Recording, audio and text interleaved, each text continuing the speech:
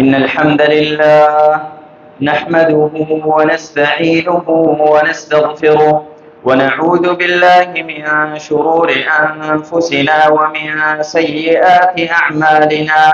من يهده الله فلا مضل له ومن يضلله فلا هادي له. وأشهد أن لا إله إلا الله وحده لا شريك له وأشهد أن محمدا عبده ورسوله. أما بعد فإن أصدق الحديث كتاب الله وخير الهدي هدي محمد صلى الله عليه وسلم وشر الأمور محدثاتها وكل محدثة بدعة وكل بدعة ضلالة وكل ضلالة في النار.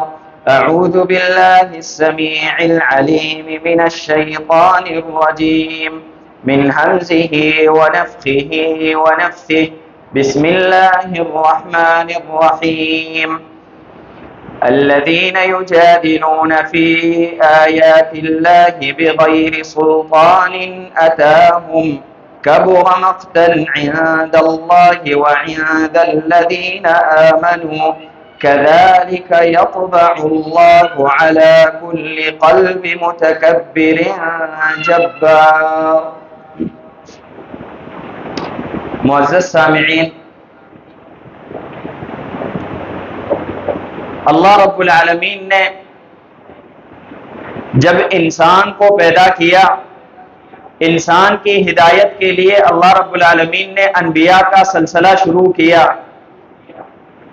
اللہ رب العالمین نے آخر الانبیاء اور افضل الانبیاء نبی محمد صلی اللہ علیہ وسلم کو دنیا میں مبعوث فرمایا تاکہ لوگوں کو خیر کی بات بتائے اور شر کی بات سے لوگوں کو منع کرے. نبی صلی اللہ علیہ وسلم نے خیر کی جتنی باتیں تھی اور خیر کے جتنے کام تھے اور جس کام کے ذریعے، جس بات کے ذریعے انسان جنت کا مستحق بن سکتا ہے، نبی صلی اللہ علیہ وسلم نے وہ ہمیں بتائے. اور جو بھی شر کی باتیں تھی اور شر کے کام تھے اور جس کام کی وجہ سے، جس بات کی وجہ سے انسان جہنم میں داخل ہوتا ہے، جہنم کا مستحق بنتا ہے، نبی صلی اللہ علیہ وسلم نے ہمیں وہ بھی بتائے تاکہ امتی اپنے آپ کو جنت کا مستحق بنائے اور جہنم سے اپنے آپ کو بچائے. اس لیے اللہ رب العالمین فرماتے ہیں اِنَّا هَدَيْنَاهُ السَّبِيلَ إِمَّا شَاكِرًا وَإِمَّا كَفُورًا. انسان کو ہم نے دونوں راستے بتائے، نیکی کے راستے بھی بتائے، جنت کا راستہ بھی بتایا ہم نے اور جہنم کا راستہ بھی دکھایا. اب انسان کی مرضی جس راستے پہ چلنا چاہتا ہے. راستہ بتانا نبی صلی اللہ علیہ وسلم کا کام ہے، اللہ رب العالمین کا کام ہے. باقی راستہ اختیار کرنا، عمل اختیار کرنا، یہ انسان کا کام ہے. انسان اپنی مرضی سے عمل کرتا ہے، اس عمل کے مقابل میں یا وہ جنت کا مستحق بنتا ہے اللہ رب العالمین کے فضل و کرم کے ساتھ، یا جہنم کا مستحق بنتا ہے اللہ رب العالمین کے عدل اور انصاف کے ساتھ. نبی صلی اللہ علیہ وسلم نے حجۃ الوداع کے موقع پہ صحابہ کے سامنے اعلان کیا، الا هل بلغت، لوگوں بتاؤ میں نے دین اسلام جو مجھے اللہ رب العالمین نے جس کا مجھے مسئول بنایا تھا، وہ دین میں نے آپ تک پہنچایا یا نہیں؟ سب نے کہا کہ آپ نے ہم تک دین کامل مکمل پہنچایا. پھر نبی صلی اللہ علیہ وسلم نے لوگوں کو کہا کہ ترکتکم علی البیضاء لیلها کنہارها لا یزیغ عنها الا ہالک. میں نے آپ لوگوں کو ایسے راستے پہ چھوڑا ہے کہ اس کا دن تو ویسے بھی روشن ہے، رات بھی روشن ہے. رات کو بھی کوئی انسان راستے میں غلطی سے کسی دوسرے طرف جا نہیں سکتا ہے. اگر کوئی انسان سیدھا راستہ چھوڑ کے دوسرا راستہ اختیار کرے تو اس انسان نے غلطی سے یہ کام نہیں کیا ہوگا بلکہ قصداً یہ کام کیا ہوگا، کیونکہ لیلھا کنہارھا لا یزیغ عنہا الا ہالک، گمراہ انسان، برباد انسان نے ہی اس سیدھے راستے کو چھوڑنا ہے۔ وَإِلَّا نبی صلی اللہ علیہ وسلم نے دین اسلام کامل مکمل ہمیں بتایا۔ نبی صلی اللہ علیہ وسلم نے دین کی ساری باتیں بتائیں، ان باتوں میں سے ایک حدیث ہم نے آج اس جمعے میں بیان کرنی ہے۔ نبی صلی اللہ علیہ وسلم فرماتے ہیں ثلاثۃ لا يكلمهم الله يوم القيامة ولا يزكيهم ولا ينظر إليهم ولهم عذاب أليم، تین بدبخت اور بدنصیب لوگ ہیں، تین قسم لوگ ہیں، گناہگار، اللہ رب العالمین کے نافرمان، جن کو رب العالمین نے 4 سزائیں دینی ہے۔ ثلاثۃ لا يكلمهم اللہ، اللہ رب العالمین ان سے بات نہیں کرے گا قیامت والے دن، ولا ينظر الیہم، اور رحمت کی نگاہ سے ان کو نہیں دیکھے گا رب العالمین، ولا یزکیہم، اور گناہوں سے ان کو پاک نہیں کرے گا، ولہم عذاب علیم، اور دردناک عذاب ان کو دیا جائے گا۔ نہ اللہ رب العالمین ان سے گفتگو کرے گا، نہ رب العالمین ان کی طرف دیکھے گا، اور نہ گناہوں سے ان کو پاک کرے گا، اور اس کے ساتھ ساتھ وَلَهُمْ عَذَابٌ عَلِيمٌ، دردناک عذاب دے گا رب العالمین۔ دیکھیں انسان جب دوسرے انسان سے ناراض ہو اس سے بات نہیں کرتا، اسی طرح اس انسان کے طرف دیکھتا بھی نہیں ہے۔ وَلِلَّهِ الْمَثَلُ الْأَعْلَى، میں صرف یہ حدیث آپ کو سمجھانا چاہتا ہوں۔ تو جس طرح انسان دوسرے انسان سے ناراض ہو اس کے طرف دیکھتا بھی نہیں ہے، اس سے بات بھی نہیں کرتا، اسی طرح رب العالمین جس انسان سے ناراض ہو اس سے دیکھتا بھی نہیں ہے، بات بھی نہیں کرتا اس سے۔ یہ تین لوگ ہیں کون؟ نبی صلی اللہ علیہ وسلم فرماتے ہیں شیخ زان وملک کذاب وعائل مستکبر، یہ تین بدنصیب لوگ کون ہیں؟ شیخ زان، بوڑھا زناکار، بڑھاپے میں انسان زنا کر رہا ہو، جوانی میں تو انسان زنا کر لے گناہگار ہیں، رب العالمین اس سے ناراض ہو جاتا ہے، لیکن شیطان نے اس کو ورغلایا، شیطان نے دھوکہ دیا، انسان کا جسم کامل مکمل ٹھیک ٹھاک ہے اور شہوت بھی مکمل ہے، تو زنا میں واقع ہو جاتا ہے انسان، اللہ رب العالمین پھر بھی ناراض ہوتا ہے اس سے۔ لیکن ایک بوڑھا انسان، جسم کمزور، شہوت ختم نہ ہونے کے برابر، داڑھی سفید ہوئی اور پھر بھی زنا کرتا ہے، تو ایسا انسان رب العالمین کو بہت ہی مبغوض ترین ہے۔ ایسے انسان سے رب العالمین بات نہیں کرے گا، نہ ہی اس کی طرف دیکھے گا، نہ ہی اس کو گناہ سے پاک کرے گا، اور ساتھ ساتھ وَلَهُمْ عَذَابٌ عَلِيمٌ، دردناک عذاب دیا جائے گا ان کو۔ دوسرے نمبر پہ وَمَلِكٌ كَذَّابٌ، بادشاہ ہو اور جھوٹ بولتا ہو، وزیر اعظم ہو، صدر مملکت ہو، بادشاہ ہو، امیر المؤمنین ہو، اور ساتھ ساتھ جھوٹا انسان ہو، جھوٹ بولتا ہو۔ کیونکہ انسان جھوٹ کس لیے بولتا؟ کس لیے انسان جھوٹ بولتا ہے، سچ نہیں بولتا؟ کیونکہ انسان مجبور ہوتا ہے۔ بادشاہ کس سے مجبور ہے؟ وزیر اعظم کس سے مجبور ہے؟ صدر مملکت کس سے مجبور ہے؟ امیر المؤمنین کس سے مجبور ہے؟ کیوں جھوٹ بول رہا ہے؟ یہ مجبوریت کی وجہ سے جھوٹ نہیں بول رہا بلکہ خباثت کی وجہ سے جھوٹ بول رہا ہے، اس لیے رب العالمین نے ان کے لیے خاص سزا مقرر کیا ہے۔ تیسرے نمبر پہ نبی صلی اللہ علیہ وسلم فرماتے ہیں وعائل مستکبر، غریب متکبر، غریب متکبر۔ ایک امیر انسان تکبر کرے، رب العالمین کو وہ بھی مبغوض ہے، اس کو بھی رب العالمین سزا دے گا، لیکن غریب انسان، غریب ابن غریب، غریبستان کا، یہ بھی تکبر کرے، خود بھی غریب، باپ بھی غریب، خاندان بھی غریب، ذات قبیلہ ملک غریب، اور پھر بھی تکبر کر رہا ہے۔ تیرے پاس ہے کیا کہ تکبر کر رہا ہے؟ اگر کسی کے پاس مال ہو، حسن ہو، جمال ہو، طاقت ہو، تکبر کرے، یہ بھی حرام ہے، اس پہ بھی رب العالمین ناراض ہوتا ہے۔ لیکن انسان کے پاس کچھ نہیں ہو، غریب انسان ہو، مزدور کار ہو، دیہڑی مار ہو، اور وہ بھی تکبر کرے، رب العالمین کو یہ انسان بے حد مبغوض ہیں۔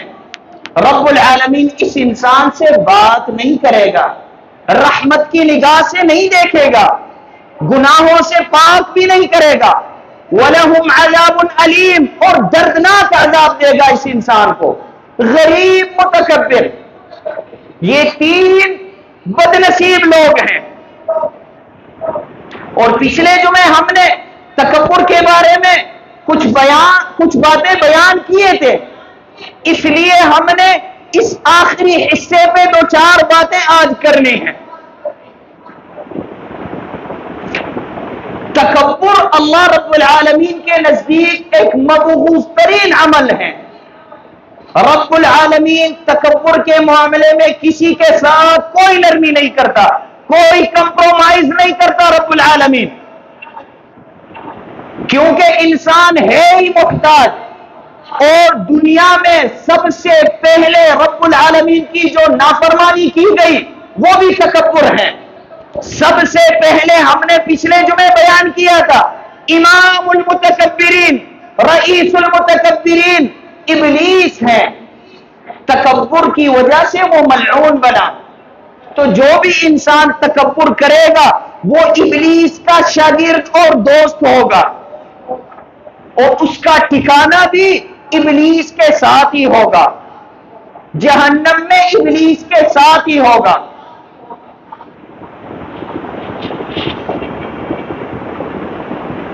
متکبر انسان کے لیے رب العالمین نے دنیا میں بھی سزائیں رکھی ہیں، آخرت میں بھی سزائیں رکھی ہیں۔ دنیا میں سب سے پہلے نمبر پہ پہلی سزا جو ہے متکبر کو جو دی جاتی ہے، تکبر اور غرور کرنے والے انسان کو، پہلے نمبر پہ پہلی سزا یہ ہے کہ یہ انسان دنیا میں ذلیل ہوتا ہے۔ نبی صلی اللہ علیہ وسلم فرماتے ہیں من تواضع للہ رفعہ اللہ ومن تکبر وضعہ اللہ، جو شخص عاجزی کرتا ہو، تواضع کرتا ہو، عاجزی کرتا ہو، اس انسان کو اللہ رب العالمین بلندیوں سے نوازتا ہے، اس کے درجے بلند فرماتا ہے۔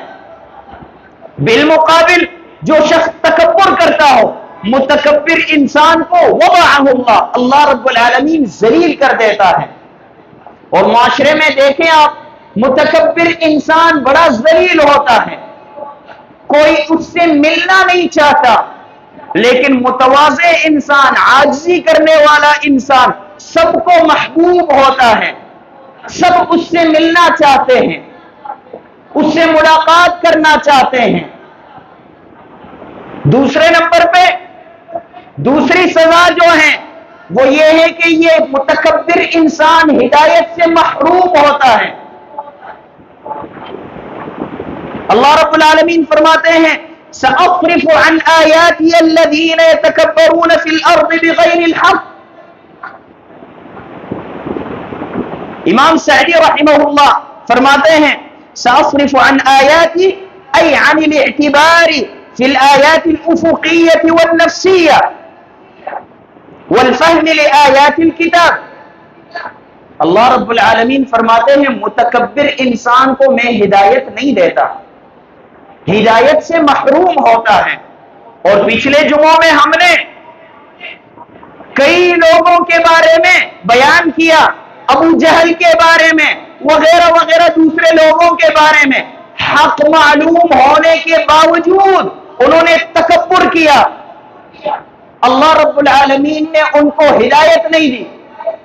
نبی صلی اللہ علیہ وسلم کا چچا ابو طالب نبی صلی اللہ علیہ وسلم کے مدافع تھے، نبی صلی اللہ علیہ وسلم کے معاون تھے، لیکن فوت ہونے کے وقت نبی صلی اللہ علیہ وسلم نے ان سے مطالبہ کیا، اے چچا آپ یہ کلمہ پڑھیں، قیامت والے دن میں گواہی دے سکوں، میں رب العالمین کے سامنے بیان کر سکوں کہ یا رب میرے چچا نے کلمہ پڑھا تھا، میرے سامنے میں گواہی دے سکوں، گواہ بنوں آپ کے لیے۔ ابو جہل نے کہا، فرعون هذه الامہ، ابو جہل نے کہا ابو طالب کو، لوگ کیا کہیں گے؟ لوگ کہیں گے یہ جہنم سے ڈر گیا، جہنم سے گھبرایا، لوگ باتیں کریں گے، شرمندہ ہو جاؤ گے مرنے کے بعد۔ ابو طالب نے کہا نبی صلی اللہ علیہ وسلم کو، مجھے پتا ہے جو آپ بات کر رہے ہیں یہ بالکل حق ہے، بالکل صحیح ہے، لیکن میں نے پھر بھی آپ کی تابعداری نہیں کرنی۔ وجہ کیا ہے؟ افضل النار علی العار، افضل النار علی العار، شرمندگی پہ جو میں نے ذلیل ہونا ہے مسلمان ہو کے، سبحان اللہ، ذلیل ہونا ہے یا معزز ہونا ہے؟ کلمہ پڑھ کے جو مجھے ضلالت ملے گی، لوگ جو باتیں کریں گے اس کو میں برداشت نہیں کر سکتا، لیکن جہنم کی آگ کو میں برداشت کروں گا۔ سبحان اللہ۔ وجہ کیا تھی؟ صرف اور صرف تکبر، لوگ کیا کہیں گے، رب العالمین کے ساتھ کیا معاملہ ہو، متکبر نے نہیں دیکھنا۔ اسی طرح ہم نے بیان کیا تھا پچھلے جمعے ابو جہل کا، اخنس ابن شریف اور ابو جہل اور اسی طرح ابو سفیان، تینوں نبی صلی اللہ علیہ وسلم کے پاس آتے تھے رات کو تلاوت سننے کے لیے اور صبح ہی چلے جاتے تھے، دن کو مخالفت کرتے تھے اور نبی صلی اللہ علیہ وسلم کو تکلیفیں پہنچاتے تھے، نبی صلی اللہ علیہ وسلم کے دوستوں کو تکلیفیں پہنچاتے تھے اور رات کو تلاوت سننے کے لیے آتے تھے۔ پھر انہوں نے وعدہ کیا کہ ہم کبھی نہیں آئیں گے تاکہ ہم مسلمان نہ ہو جائیں، گمراہ نہ ہو جائیں۔ مختصراً اخنس بن شریف نے جب پوچھا ابو جہل سے، بتاؤ نبی صلی اللہ علیہ وسلم جس قرآن کی تلاوت کرتے ہیں اس کے بارے میں آپ کی کیا رائے ہے، اور نبی صلی اللہ علیہ وسلم سچے ہیں یا جھوٹے ہیں؟ تو ابو جہل نے کہا، تسابقنا نحن وبنو هاشم الشرف، اطعموا فاطعمنا وسقوا فاسقينا۔ ہم اور بنو ہاشم، ابو جہل بنو مخزوم میں سے ہیں، بنو مخزوم اور بنو ہاشم کا مقابلہ تھا، وہ بھی مال خرچ کرتے تھے، ہم بھی خرچ کرتے تھے، وہ بھی بہادری کے کام کرتے تھے، ہم بھی، تاکہ ہمارا نام بنے، وہ کہتے تھے کہ ہمارا نام بنے، معاشرے میں ہمارا نام بنے۔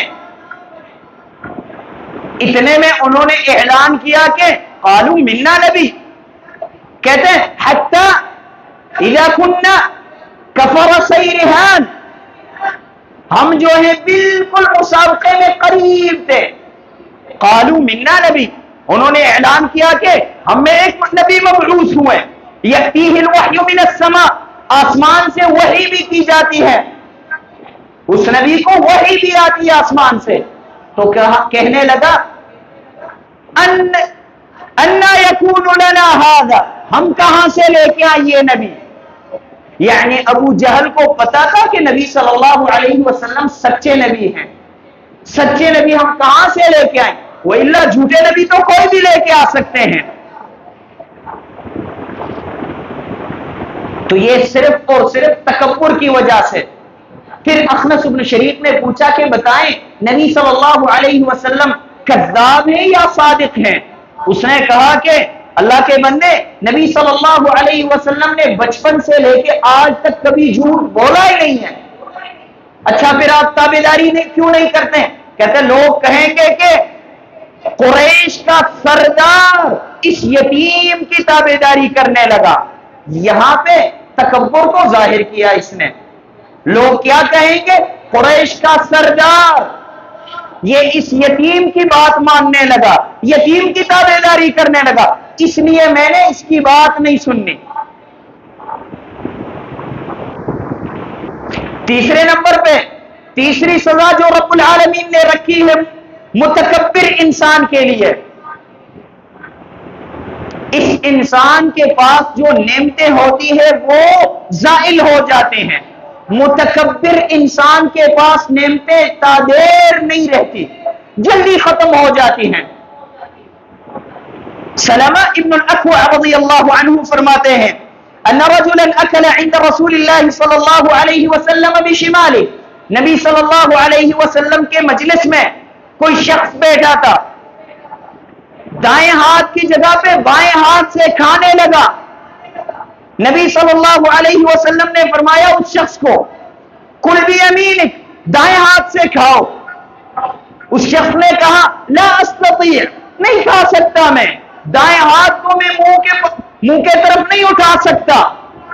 متکبر انسان تھا. نبی صلی اللہ علیہ وسلم نے فرمایا لستطعت، رب العالمین تجھے توفیق ہی نہ دے. سلمہ ابن الاکوع رضی اللہ عنہ فرماتے کہ یہ انسان مرنے تک اپنے ہاتھ کو منہ تک نہیں اٹھا سکا. باقی ہاتھ ٹھیک ٹھاک ہے، صحیح ہے بالکل، لیکن منہ تک کبھی نہیں اٹھا سکا. اس نعمت سے رب العالمین نے اس متکبر کو محروم کر دیا. اسی طرح تکبر کی وجہ سے انسان کبھی کبھی زمین میں بھی دھنسا جاتا ہے. نبی صلی اللہ علیہ وسلم فرماتے ہیں بینما رجل یتبختر فی مشیته فی بردیہ قد اعجبته نفسه. آج سے پہلے جو لوگ گزرے ان میں سے کوئی شخص تھا، اچھا لباس پہن کے آیا، اچھے کپڑے پہن کے آیا باہر، اور اپنے آپ کو دیکھ کے تکبر کرنے لگا. نبی صلی اللہ علیہ وسلم فرماتے ہیں فخسف اللہ فی الارض، اللہ رب العالمین نے اس انسان کو زمین میں دھنس دیا تکبر کی وجہ سے. اتنا بھی نہیں، فَهُوَ يَتَجَلْجَلُ فِيهَا إِلَى يَوْمِ الْقِيَامَةِ، یہ انسان قیامت تک زمین میں داخل ہوتا ہی جا رہا ہے. تو متکبر انسان دنیا میں کبھی آباد نہیں ہو سکتا. اسی طرح اللہ رب العالمین متکبر انسان کے دل پہ مہر لگاتا ہے. حق سننے کے باوجود وہ اس کو سمجھ نہیں سکتا، اگر سمجھ لے تو اس پہ عمل نہیں کر سکتا.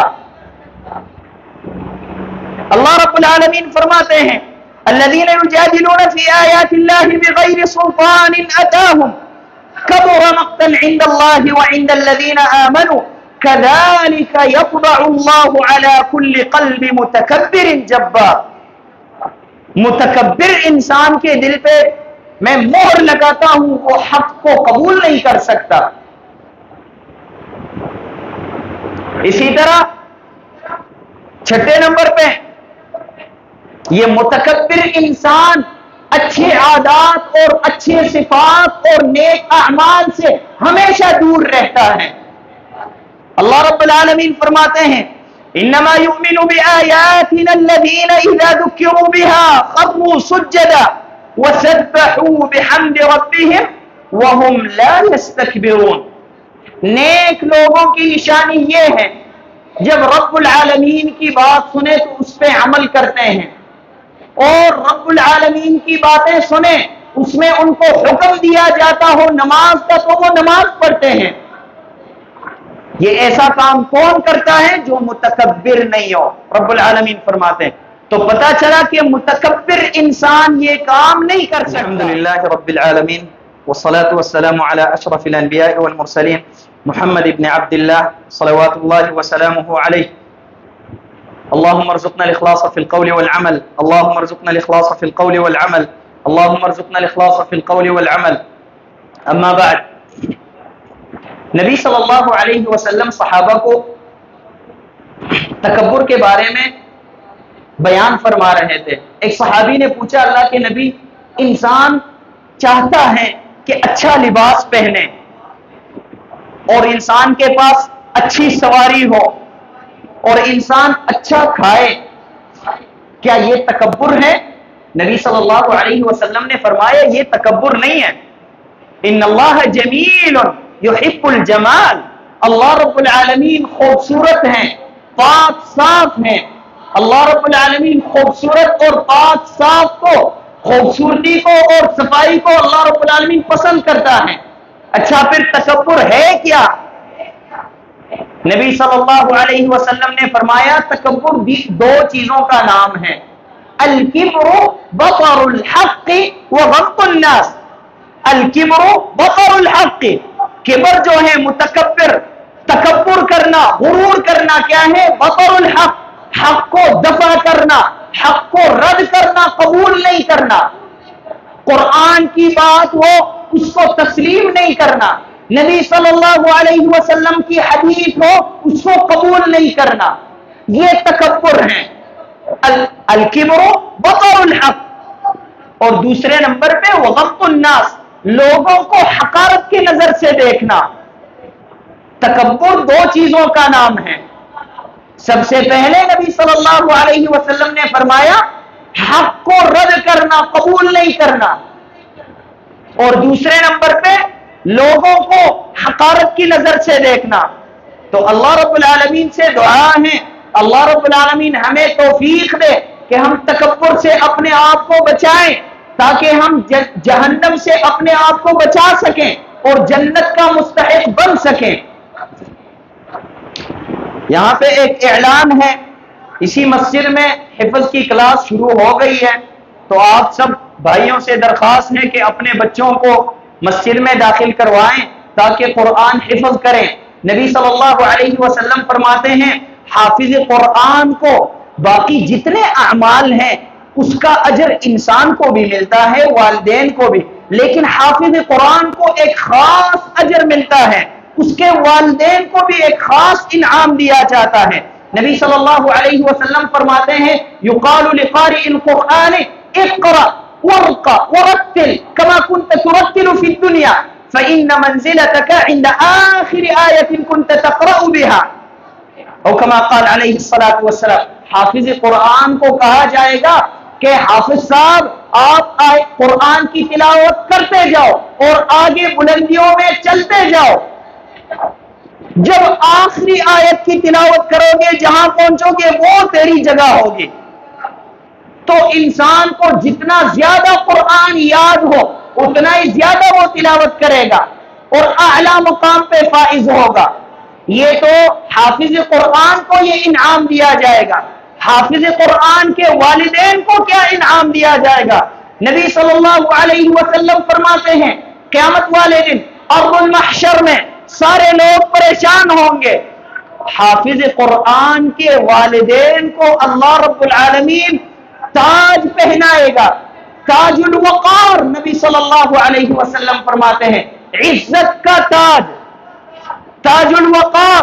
لوگ دیکھیں گے کہیں گے یہ کہاں سے ملا آپ کو، کیسے ملا آپ کو، آپ نے کیا عمل کیا دنیا میں؟